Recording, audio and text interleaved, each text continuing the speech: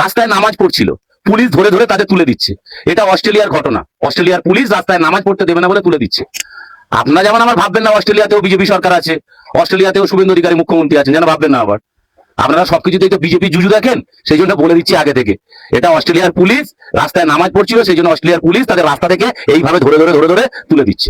ওই সাহেব, মুসলিমদের ছোট করে পালাচ্ছিস কোথায়? এই ভিডিওটা দেখ। মুসলমানদের বাইরে কেউ যদি হেনস্থা করে তখন খুব মজা লাগে বল। এই নিউজিল্যান্ডের ভিডিওটা দেখ।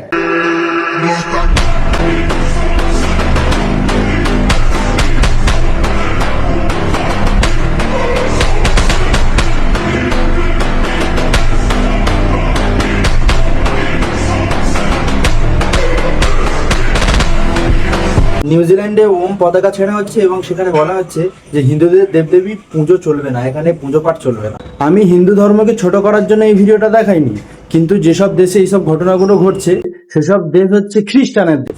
সেখানে হিন্দু মুসলিম উভয়ই হেনস্থা হয়। অন্ধভক্তের একটা লিমিট থাকা উচিত। যেখানে মুসলিম হেনস্থা হচ্ছে সেই সব ভিডিওগুলো তুলে মানুষের সামনে তুলে ধরছে। আরে অন্যান্য জায়গায় হিন্দুরাও হেনস্থা হচ্ছে, সেই সব ভিডিও যদি আমরা তুলে ধরি তখন আমরা জঙ্গি, টেররিস্ট, আতঙ্কবাদী।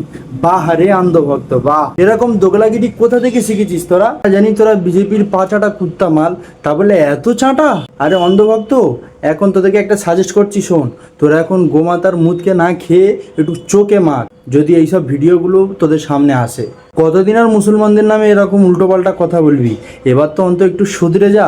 এখন মানুষ সোশ্যাল মিডিয়ার যুগ, মানুষের কাছে সব বড় বড় অ্যান্ড্রয়েড ফোন আছে, ওরা তোর থেকে বেশিই জেনে ফেলেছে, বুঝতে পেরেছিস?